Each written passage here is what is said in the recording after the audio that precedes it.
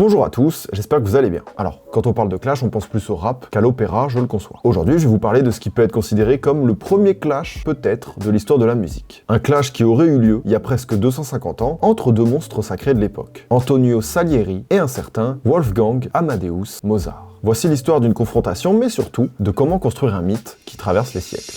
Hop, avant de commencer cette vidéo, celle-ci est sponsorisée par Fruits. Le principe de Fruits, c'est de faire des rencontres. J'ai déjà bossé avec eux, et pour ceux qui s'en souviennent, c'est une application de rencontres transparente. C'est-à-dire que t'assumes ce que tu veux, un point c'est tout. Tu en as marre de perdre ton temps, Fruits aussi. Donc t'annonces la couleur de ce que tu cherches sur l'appli avec des petits icônes de fruits. Par exemple, la cerise, c'est pour du sérieux, le raisin, c'est juste pour chiller, tu es avant tout quelqu'un de curieux. Si tu mets la pastèque, c'est parce que tu cherches un truc complice, régulier, tu m'as compris. Et si tu mets ta pêche, bon, t'as compris quoi, un soir te suffit. Ça a le mérite d'être honnête, c'est rassurant pour tout le monde. La longueur d'onde, tu connais. Chacune fait ce qu'il veut et annonce ses intentions. Maintenant, il existe même un mode incognito pour ceux ou celles qui n'ont pas envie que leur ex, leur collègue ou qui que ce soit se mêle de leur vie perso. Cette application est faite pour maximiser ta liberté sans jugement et donc ça, c'est plutôt cool. Si ça vous intéresse, j'ai un petit lien en description, le téléchargement de l'appli est totalement gratuit. Donc merci à eux de m'accompagner durant ce mois de décembre. Et sur ce, nous allons rester dans le thème des rencontres, ou plutôt d'une rencontre entre deux concurrents. Voilà. Ah là, c'est maintenant le générique. C'est maintenant qu'il faut le...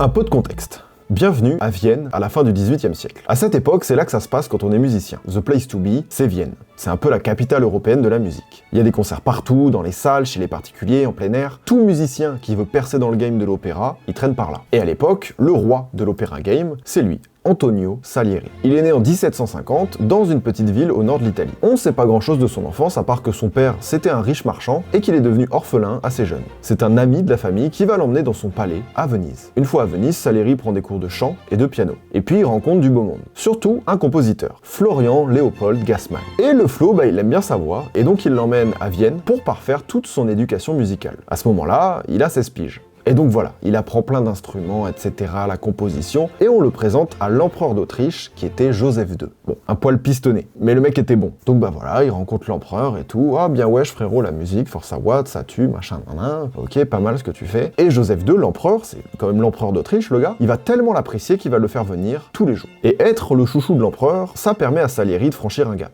On le recommande partout, il écrit des opéras qui sont de gros succès, il est nommé compositeur de la cour, directeur de l'opéra italien en 1774 alors qu'il a que 24 ans. Du coup voilà, il y a eu un match avec l'empereur, etc. L'empereur, il l'a mis bien. Et donc voilà, il va vivre la fame de l'époque où ses compos vont tourner à Rome, à Venise, à Milan, tout ça, bam bam, c'est la fame. Salieri se fait un nom à travers l'Europe et devient le boss de l'opéra italien. Parce que oui, à l'époque pour percer, il faut faire de l'opéra, mais en italien. Voilà. Posez pas de questions, la hype était là-bas. Ça a son importance pour la suite de l'histoire, mais bon, voilà, c'était l'italien. Tout ça nous mène à l'année 1781. Et cette année-là, il y a un jeune compositeur qui débarque à Vienne. Son nom, Wolfgang Amadeus Mozart. Et lui, il est pas venu pour jouer les seconds rôles. Bon, vous connaissez son nom, mais je vais quand même vous rafraîchir la mémoire. Mozart, il est né en 1756, donc 6 ans après Salieri. Son père, il est compositeur, il est prof de musique. Donc oui, Mozart, c'est un peu un fils de... mais bon, il n'est pas que ça. En fait, dès l'âge de 3 ans, le petit Mozart va montrer des aptitudes dingues. Genre, il a l'oreille absolue et une mémoire photographique qui lui permet d'apprendre à lire la musique avant de savoir lire, écrire ou encore compter. À 6 ans, il maîtrise déjà le clavecin, l'orgue et le violon. Et surtout, il est capable de composer des trucs de ce genre. Du coup voilà, Mozart il roule sur la musique, et c'est pas pour en déplaire au papa. Le papa il est fier, il est en mode ça c'est mon fiston, vous avez vu, il vous fout la patate là, tiens. Du coup son daron il est tellement fier qu'il va balader son fils dans toute l'Europe. Et c'est comme ça que le petit Mozart va devenir peu à peu une attraction de salon. Du genre on le fait jouer sur un piano recouvert d'un drap, on lui bande les yeux, on lui fait reproduire une musique après une seule écoute. Alors oui, ça fait un peu bête de foire, mais en quelques années, Mozart se fait un nom comme ça. Et il ne s'arrête pas là. Par exemple, il écrit son premier opéra à 11 ans. Moi, à 11 ans, je montais mon Xelor. Et encore, c'était pas simple, parce que vu que j'étais en zone non abonnée, du coup, c'était au crack-boule. C'était un poil relou. Je peux vous dire que c'était long. Le niveau 60, je l'ai eu... Et il y a un épisode qui montre bien à quel genre de bonhomme on a affaire. À 14 ans, il est invité à Rome avec son père pour assister à un concert très spécial dans la chapelle Sixtine, au Vatican. Une occasion unique de pouvoir entendre le mystérieux Miserere d'Allegri.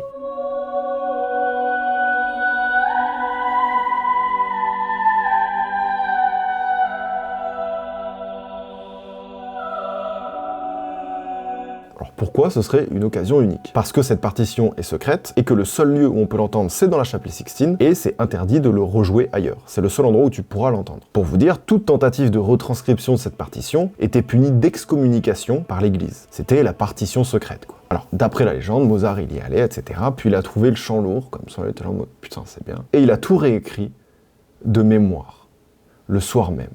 Bon, voilà, ce que la légende raconte. Enfin, en tout cas, les sources qu'il y a, c'est via des lettres, etc., qui s'échangeaient. On sait pas vraiment, mais ça rajoute du mystère et on apprécie le bonhomme. Les mecs, ils gardaient ça secret depuis 130 ans, et ce gros pirate a craqué le code en 2-2. Bon, après, quelle est la part de légende et quelle est la part de vérité dans tout ça? On sait pas vraiment, et tant mieux. Ça rajoute aussi du mystère. Toujours est-il que le nouvel archevêque de Salzbourg, qui est son patron, en gros, sonne la fin de la récré. Hop, hop, hop, hop, hop, hop, hop, hop, là, toi, ton père, il t'emmène partout, etc., je sais pas quoi, tu fais quoi, là, avec tes trucs? Tu bosses pour moi, je suis l'archevêque de Salzbourg, donc t'arrêtes tes conneries, là, de je sais pas quoi, tu viens jouer pour moi. Je te paye, moi, je te rappelle. Ah oui, parce qu'à la base, oui, je vous l'ai pas dit, mais Mozart, il est salarié, et comme tout le monde.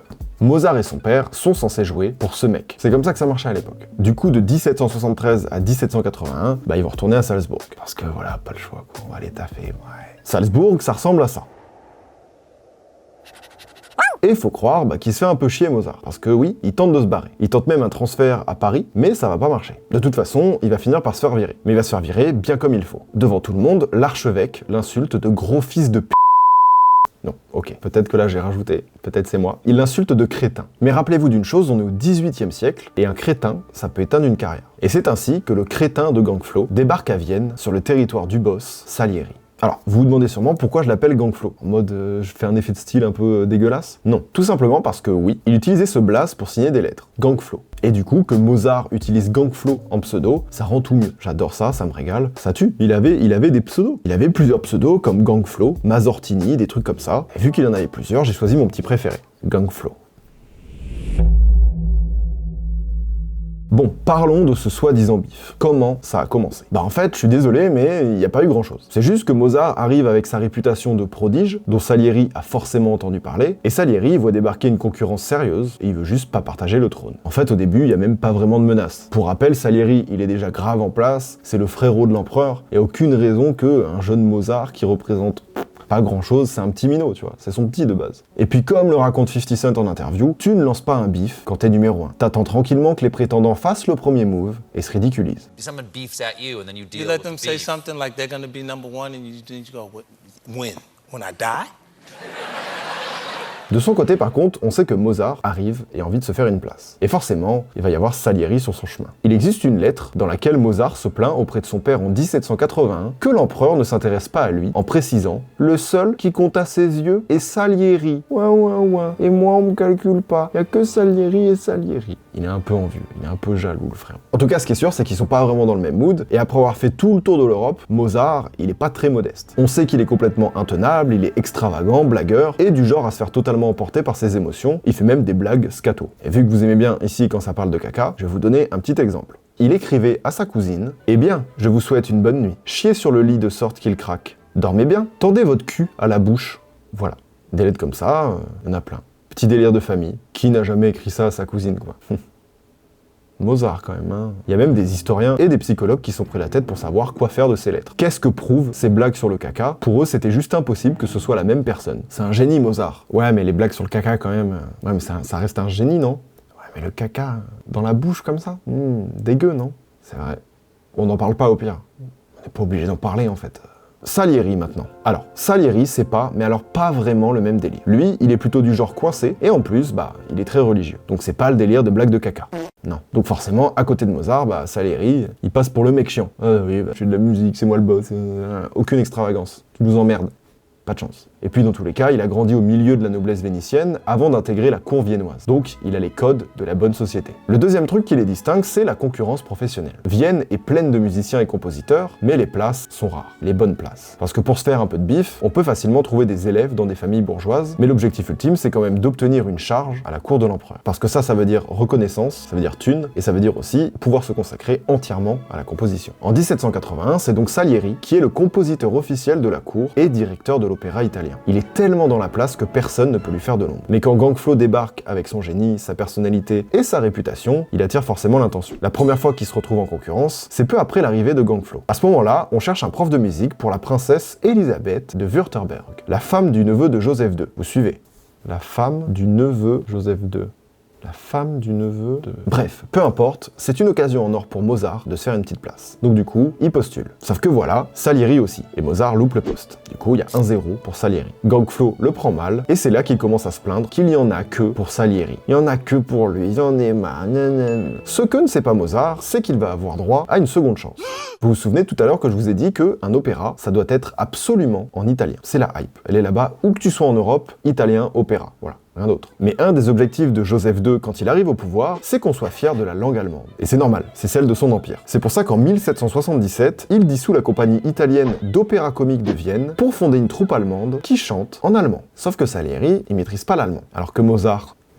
Et voilà pourquoi l'empereur commande à Mozart un opéra entièrement en allemand. Une grosse nouveauté pour l'époque. Il y a des petits moves comme ça qui ont l'air de rien, mais qui rebattent les cartes du jeu. Résultat, 1-1, avec un avantage pour Mozart. Avantage parce que son premier opéra à Vienne fait un carton. Joseph II et la noblesse en sont fans, même si, bon, ils critiquent quand même, en disant que sa musique est un peu compliquée. Bon, on est dans les années 1780, il faut quand même un peu sauver les apparences. Salieri va pas répondre avec un opéra distrac italien, c'est en coulisses qu'il va chercher à faire échouer son soi-disant rival. Parce que Salieri, il a beaucoup d'alliés dans la place. Et Salieri, il va être aidé par un truc tout bête, l'opéra italien, il manque aux Viennois. Voilà, il y a une nostalgie. Bon, bah écoute, c'est moi qui ai fait ça tout le temps, je sais le faire. L'allemand, c'est très cool, c'est nouveau, mais ils aiment bien l'italien quand même. Hein. Résultat, la compagnie italienne va finalement être reformée et permettre à Salieri de revenir en force à la capitale. En voyant le vent tourner, de son côté, Mozart, il essaye de trouver un librettiste italien. En gros, c'est un parolier qui écrit les dialogues et les chansons d'un opéra, mais il trouve personne. Et pour lui, c'est évident, c'est la faute de Salieri. Mais bon, voilà. Finalement, la vraie confrontation aura lieu 3 ans plus tard, quand Joseph II commande à chacun un opéra, l'un en italien, l'autre en allemand. Pour départager lequel des deux sera le meilleur, l'empereur va demander que les deux soient joués à tour de rôle aux extrémités d'une pièce où il déjeune avec 80 invités. Le mec est joueur quand même, mais classe, c'est-à-dire qu'il y a un battle. Et là, ça nourrit notre fantasme parce que, on imagine une mise en scène parfaite d'un live avec les deux stars du moment, opéra battle, opéra contenders. À la fin du déjeuner, à l'applaudimètre, l'empereur déclarera que le vainqueur est Salieri. 2-1. Mais Mozart n'est pas encore enterré. Il va finir par trouver un librettiste avec qui composer des opéras italiens. Son premier est apprécié par l'empereur, mais pas par la noblesse. Le deuxième opéra n'est pas non plus la came de la noblesse, ni de Joseph II, qui va attendre presque 1 an avant d'y assister. C'est-à-dire que le roi, il était en mode bon, c'est bien ce que tu fais, c'est top. Allez, oui, je passerai, T'inquiète, je passerai te voir. Gros soutien, grosse force à toi, ça tue ce que tu fais. Mais Mozart, il est déter, il se démonte pas. Il va faire un 3e opéra en italien. On est en 1790 et là, il fait un carton. La première représentation de l'opéra est acclamée. Alors ça pourrait tout changer dans le match, mais pas de bol, Joseph II meurt. Voilà.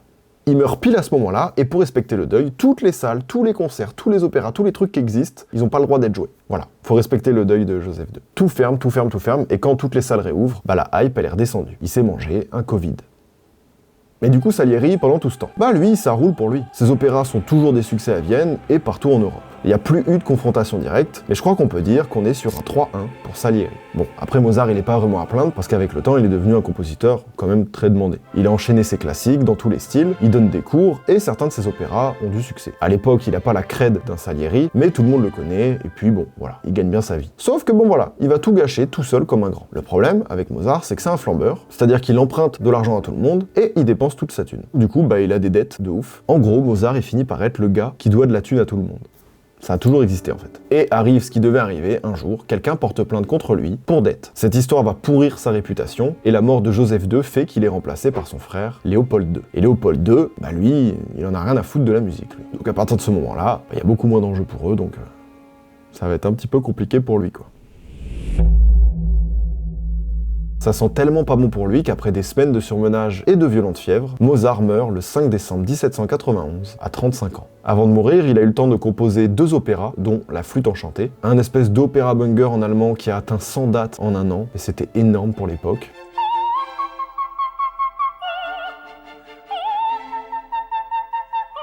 Et surtout, alors qu'il est mourant, il compose un mythique requiem qu'il n'aura même pas le temps d'achever.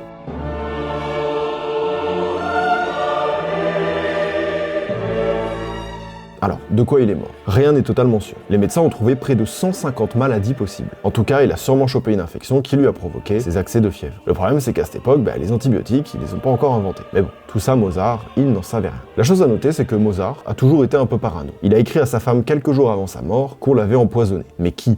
Et une accusation en particulier va avoir des conséquences pendant 200 ans. Vous voyez où je veux en venir. Mais n'allons pas trop vite. Là, normalement, vous vous dites fin du game pour Mozart, c'est bon, le gars, de toute façon, il est mort, il est éteint, Il va faire un comeback légendaire. En fait, au fil des générations, Mozart, qui n'avait pas connu la gloire de son vivant, va devenir de plus en plus connu. Et Salieri va petit à petit être relégué au second plan. Il va arrêter la musique, tandis que celle de Mozart va continuer de grimper en popularité, même après sa mort. Et puis, il y a cette rumeur qui colle à la peau de Salieri, il aurait sûrement empoisonné son rival, blablabla, blablabla. Donc oui, soyons clairs les amis, c'est juste une rumeur. Sauf qu'avant de mourir à 74 ans, Salieri aurait avoué avoir empoisonné son rival. Mais alors que vaut cet aveu? En fait, il va pas totalement être pris au sérieux, parce qu'à la fin de sa vie, Salieri, il avait plus toute sa tête, et les historiens pensent qu'il a mytho. Surtout que d'après eux, Salieri n'a jamais vraiment perdu sa couronne, et donc il n'avait pas vraiment besoin de se débarrasser de son rival. Enfin bon voilà, il a quand même bien alimenté cette rumeur à cause de ça. Et cette rumeur ne s'est jamais éteinte, et ça a créé un espèce de fantasme dans la culture populaire, qui ont opposé du coup Salieri et Mozart, alors que pas tant que ça. Vous avez vu ce que c'est pas grand chose, c'était des petits moments concurrentiels, mais parce qu'en fait on parle juste de deux compositeurs qui ont vécu à la même période quoi. Mais c'est pas vraiment des rivaux, ils sont victimes de cette rumeur. Si dans le rap les clashs font parler d'eux, ici c'est plutôt l'inverse. Nos deux compositeurs ont eu beau retenir leur coup, leur clash est devenu le mythe. Sauf que les amis, un mythe, ça se construit. Après la mort de Salieri, cette rumeur selon laquelle il aurait empoisonné son rival va vivre sa vie jusqu'à arriver aux oreilles d'un auteur, Alexandre Pouchkine, qui flaire le potentiel en termes de dramaturgie, et il en fait une pièce de théâtre en 1830. Et des années plus tard, en 1979, Peter Shaffer reprend cette histoire dans une nouvelle pièce. Et lors de la première représentation de cette pièce, il y a un réalisateur dans le public. Et ce réalisateur, c'est pas n'importe qui, c'est Milos Forman. Il va tellement kiffer la représentation qu'il demande l'autorisation d'adapter la pièce au cinéma. Et là, ça vous parle sûrement, mais ça donnera Amadeus, le chef-d'œuvre qui raconte cette histoire. Le film va être un énorme succès, tout raflé sur son passage. Amadeus! Oscar, Golden Globes et César. Et vous savez ce que c'est la tagline, le sous-titre du film? Tout ce que vous avez entendu est vrai. Et là, ça y est, qu'est-ce que tu veux faire? Déjà que ça a traversé autant les époques, ils en ont rajouté une couche quoi. Plus rien ne peut arrêter la légende qui, pour le grand public, devient une vérité. Et souvenez-vous qu'il existe une règle simple. When the legend becomes fact, print the legend. Et pourtant, avec le recul, on sait que les deux compositeurs se sont beaucoup influencés et surtout s'admiraient. En 2015, on a même découvert un feat, soi-disant oublié, sous forme de cantate, composé à 4 mains par Mozart et Salieri. Et puis, pour les historiens, ça semble improbable que Salieri l'ait tué tout simplement parce qu'il n'avait pas de raison de le faire vu qu'il n'a jamais perdu le trône. Dites-vous que le jour de l'enterrement de Mozart, c'est-à-dire un des plus grands compositeurs de tous les temps, il n'y avait pas grand monde, mais Salieri était bien présent. Ça prouve pas tout, mais enfin quand même. Et si on est honnête, nous, le public, on a une part de responsabilité dans tout ça. Parce que oui, on adore ces histoires d'outsiders qui s'attaquent au boss. Parce que voilà, c'est des codes qui nous plaisent. À notre époque, des gars comme Booba, des gars comme 50 Cent et tout, ils l'ont bien compris, et c'est vraiment du divertissement. Et même moi, j'alimente ça aussi, regardez la preuve. Ma miniature, mon titre, et c'est tout bête, pour être honnête, je me suis dit, une miniature avec Mozart et tout, je pense que les gens, ils cliqueront pas, ils en auront rien à foutre. Alors qu'un clash historique, hop, au moins ça va vous titiller la curiosité. Voilà. Eh ben non, on a aussi le droit de démystifier ce que le théâtre ou le cinéma a voulu nous faire croire, et toc. Par contre, qui dit drama, qui dit clash, dit souvent un gagnant et un perdant. On se souvient de Mozart pour ses œuvres, pour son génie, et malheureusement, la vie est injuste. Le grand public, lui, retient Salieri seulement pour avoir été le soi-disant rival de Mozart, alors qu'en fait, bah non, le destin, c'est cruel. Maintenant, c'est à moi de vous poser une question. De qui est-ce que vous pensez qu'on parlera encore dans 200 ans ? À vous de me dire, j'espère que ça vous a plu. C'est pas évident de vulgariser une époque pareille, etc. Mais j'espère que au moins vous avez appris une chose, deux choses. Pour rappel, merci à Fruits une dernière fois, il y a un petit lien en description pour profiter, voilà. Allez-y, téléchargez Fruits, faites des rencontres et aimez-vous. Pensez à vous abonner, à laisser un petit like, un petit commentaire, ce que vous voulez. Et sur ce, je vous dis bonne soirée.